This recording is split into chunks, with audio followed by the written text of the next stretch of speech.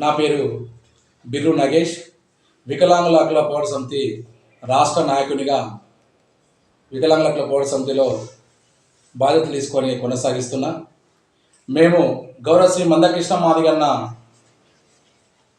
వికలాంగుల హక్కుల పోరాట సమితి స్థాపించి నేటికి అనేక సంవత్సరాలు అయినప్పటికీ వికలాంగుల సమస్యలు ఇంతవరకు అదే విధంగా ఉంటున్నాయి కనుక అనేక ఉద్యమ రూపంలో వికలాంగుల కోసం 2007 వికలాంగుల హక్కుల పోరాట సమితి స్థాపించడం జరిగింది. అప్పటి నుంచి ఇప్పటి వరకు వికలాంగులకు అండగా ఉంటూ వికలాంగుల పక్షం మేము మాట్లాడుతున్న గౌరవశ్రీ మందకృష్ణ మాదిగకు వికలాంగులందరూ రుణపడి ఉంటామని తెలియజేసుకుంటూ, ఇప్పుడు గత ప్రభుత్వంలో వికలాంగుల పెండింగ్ పింఛన్లని మంజూరు చేయకుండా జాప్యం చేయడం జరిగింది. గత ప్రభుత్వం ఏదైతే తప్పు చేసిందో అది గత ప్రభుత్వం వికలాంగులకు అన్యాయం చేస్తుందని రేవంత్ రెడ్డి అనేక సభలలో వికలాంగుల గురించి మాట్లాడాడు. వికలాంగులకు చాలా మోసం చేస్తుంది ఈ టీఆర్ఎస్ ప్రభుత్వం అని. అయినా అదే మాదిరిగా ఇప్పుడు రేవంత్ రెడ్డి ప్రభుత్వం వచ్చి ఇన్ని రోజులు అయినప్పటికీ వికలాంగుల మీద ఎలాంటి సమస్యలను పరిష్కరించకపోవడమే కాక వికలాంగులకు పెండింగ్ ఉన్న పింఛన్లను మంజూరు చేయక వికలాంగులను చాలా ఇబ్బందులకు గురి చేస్తున్నటువంటి రేవంత్ రెడ్డి గారికి వికలాంగుల హక్కుల పోరాట సమితి ఒకటే మీకు మేము హెచ్చరిస్తున్నాం. వికలాంగులను గత ప్రభుత్వం చిన్న చూపు చూసినందుకే అధికారం కోల్పోయింది కదా, మీరు కూడా వికలాంగుల పట్ల చిన్న చూపు చూస్తే అధికారం కోల్పోక తప్పదని వికలాంగులందరం డిమాండ్ చేస్తున్నాం. మా వికలాంగుల బాధలు అనేకం. మా వికలాంగులకు డబుల్ బెడ్రూమ్లు కానీ వికలాంగులకు జాబ్లు కానీ ఇంతవరకు ఈ వికలాంగుల మీద ఎలాంటి స్టేట్మెంట్ అనేది ఇవ్వకపోవడం అనేది చాలా బాధాకరం. ఇప్పటికీ కూడా గౌరవశ్రీ మందకృష్ణ మాదిగ గారు అనేక కలెక్టర్ ఆఫీసుల ముందు ధర్నాలు నిర్వహించడం జరిగింది. ఈ కాంగ్రెస్ ప్రభుత్వంలో ధర్నాలు చేయడం అంటే ఇంకా బాధాకరమే కదా. మీరు అన్ని డిమాండ్లు మీరు పెట్టినటువంటి మేనిఫెస్టోలో వికలాంగులకు 6,000 పింఛని, వృద్ధులకు, వితంతులకు, ఒంటరి మహిళలకు ఖచ్చితంగా 4,000 పింఛన్ ఇస్తారని మీరే కదా ప్రభుత్వంలోకి రాకముందుకు, మీ ప్రభుత్వం ఏర్పడక ముందుకు మీరు మేనిఫెస్టోలో పెట్టిన మాట నిజం కాదా?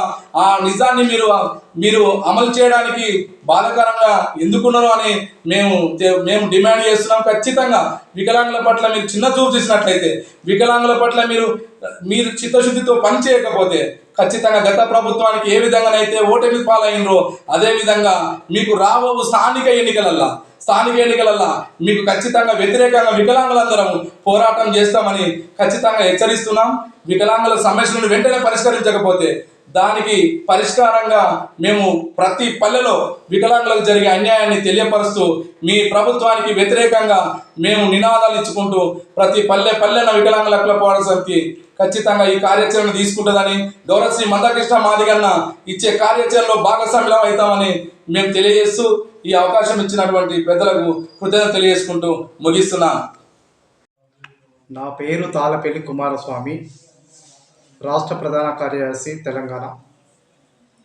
గౌరవశ్రీ మందకృష్ణ మాదిగ గారు ఆధ్వర్యంలో గత కొద్ది సంవత్సరాల నుండి ఉద్యమ కార్యాచరణలో పాల్గొని గత ప్రభుత్వంపై ఎన్నోసార్లు దండోపదండాలు చేసి ఉద్యమాల ద్వారా వికలాంగుల పెన్షన్లు పెంచుకోవడం జరిగింది. ఆ ప్రభుత్వంలో పెండింగ్లో ఉన్నటువంటి పెన్షన్లు ఖచ్చితంగా రేవంత్ రెడ్డి గారు, రాష్ట్ర ముఖ్యమంత్రి రేవంత్ రెడ్డి గారు అన్నారు, గత పెండింగ్ ఉన్న పెన్షన్స్ అన్నీ నేను సాల్వ్ చేస్తా, నేను వికలాంగుల పట్ల నేను వెన్నుపూసలాగా ఉంటానని మాట ఇచ్చి మేనిఫెస్టోలో 4,016 రూపాయలు 6,000 రూపాయలు నేను చేస్తా అని హామీ ఇచ్చినటువంటి రేవంత్ రెడ్డి గారికి ఈ వృద్ధు, వితంతుల, ఒంటరి మహిళలకు 2,016 రూపాయలు 4,016 రూపాయలు పెంచాలని మేనిఫెస్టోలో పెట్టి అక్టోబర్ నుండి ఖచ్చితంగానే అమలు పరుస్తా అని చెప్పినటువంటి రాష్ట్ర తెలంగాణ ముఖ్యమంత్రి గారు వికలాంగులను మోసం చేసి ఓటు బ్యాంక్ చేసుకొని గద్దె ఎక్కి ఈరోజు వికలాంగుల, వృద్ధు, వితంతులను, ఒంటరి మహిళలను మర్చిపోయినటువంటి సోయి లేదా? ఆ వికలాంగులు గోసదలిగి మీ ప్రభుత్వం మధ్య ఎలక్షన్లో కూలిపోతారనేసి డిమాండ్ చేస్తున్నాం. అయ్యా రేవంత్ రెడ్డి గారు, గత 3 సంవత్సరాల వికలాంగులకు ఒక్కొక్క సదరం సర్టిఫికెట్లు వచ్చి పెండింగ్ పెన్షన్లు ఇప్పటి వరకు రాకపోయి నిన్న గ్రీవెన్స్ సెల్లో జనగామ జిల్లా కలెక్టర్ ఆఫీసులో వికలాంగుడై ఆలింపూర్ పాకాల రమేష్ అన్నాడు, ఆయన పెట్రోల్ పోసుకొని చనిపోతా, నా భార్య పిల్లలు 2 ఉన్నారు, నేను నా భార్య పిల్లలకు మందు వచ్చి సస్తా అని చెప్పి కలెక్టర్ ఆఫీసులో పెట్రోల్ పోసుకోవడం జరిగింది. వికలాంగులందరూ కూడా పెండింగ్ ఉన్న పెన్షన్ మాకు వస్తలేవు, మేము రోడ్లపై మేము భిక్షాట చేసుకుంటున్నామని చెప్పుకుంటూ ప్రభుత్వం కూడా ప్రతిష్టలు చేస్తున్నటువంటి విషయం ముందుకు వస్తున్నది. కాబట్టి ఎంబటే వికలాంగుల పట్ల వృద్ధుల పట్ల చొరవ తీసుకొని వారి వారి పెన్షన్ కూడా మంజూరు చేయాలని డిమాండ్ చేస్తున్నాం. వికలాంగులకు ఉపాధి కల్పించుకుంటూ అంత్యోదయ కార్డు కూడా మంజూరు చేయాలి. అంత్యోదయ కార్డు లేకపోయి ఒక్కొక్కరికి కుటుంబానికి 35 కిలోల బియ్యం ఇస్తే కూడా వారి జీవనోపాధి కూడా కల్పించుకోవడం జరుగుతుంది. వారి భార్య పిల్లలు ఏదో గడుపుకొని బతుకుతున్నటువంటి విషయం ఉండేది. అదేవిధంగా సకలాంగులకు బస్సు ఫ్రీ చేసి పెట్టారు. వికలాంగులకు కూడా బస్సు ప్రయాణం ఫ్రీ పెట్టాలని ప్రభుత్వాన్ని కూడా కోరుతున్నాం. సకలాంగులు ఎలాగనైనా వెళ్తారు. వికలాంగులకు పెన్షన్స్ లేకపోయి పెన్షన్ రాకపోయి ఎక్కడ ఊరు వెళ్ళాలన్నా కూడా ఇబ్బంది పాలవుతున్నారు అనేది ప్రభుత్వ దృష్టికి కూడా తీసుకురావడం జరుగుతుంది. అదేవిధంగా వికలాంగులు సకలాంగులు పెళ్లి చేసుకుంటే ఇల్లు లేక కిరాయి ఇళ్లలో వండుకుంటూ వారి కుటుంబాన్ని ఇబ్బంది పెడుతున్నారు. ఖచ్చితంగా వారికి ఇళ్ల స్థలాలు ఇచ్చుకుంటూ ఇల్లు కట్టించాలని కూడా ప్రభుత్వాన్ని డిమాండ్ చేయడం జరుగుతుంది. అదేవిధంగా వికలాంగులకు కూడా ఏ విధంగా అయితే మహిళలకు రుణాలు ఇస్తున్నారో ఖచ్చితంగా వికలాంగులకు కూడా అదేవిధంగా మహిళలకు ఏ విధంగా రుణాలు ఇస్తున్నారు వికలాంగులకు కూడా అట్లా రుణాలు ఇచ్చి వారి ఇచ్చిన జీవనోపాధి కల్పించాలని ప్రభుత్వానికి డిమాండ్ చేస్తున్నాం. అదేవిధంగా రాబోయే రోజుల్లో ప్రభుత్వానికి వ్యతిరేకంగా ఖచ్చితంగా ప్రచారం చేస్తాం.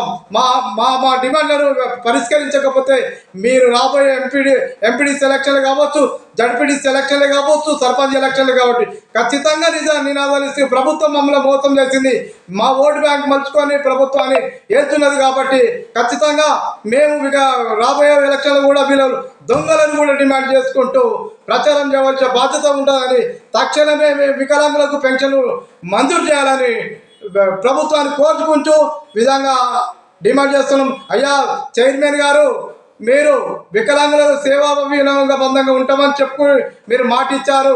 వికలాంగులకు ట్రైసైకిల్ బ్యాటరీ వ్యాన్లు ఇస్తామని మాట ఇచ్చారు. గత ప్రభుత్వాలు కూడా మాట ఇచ్చిన కొంతవరకు నెరవేర్చడం జరిగింది.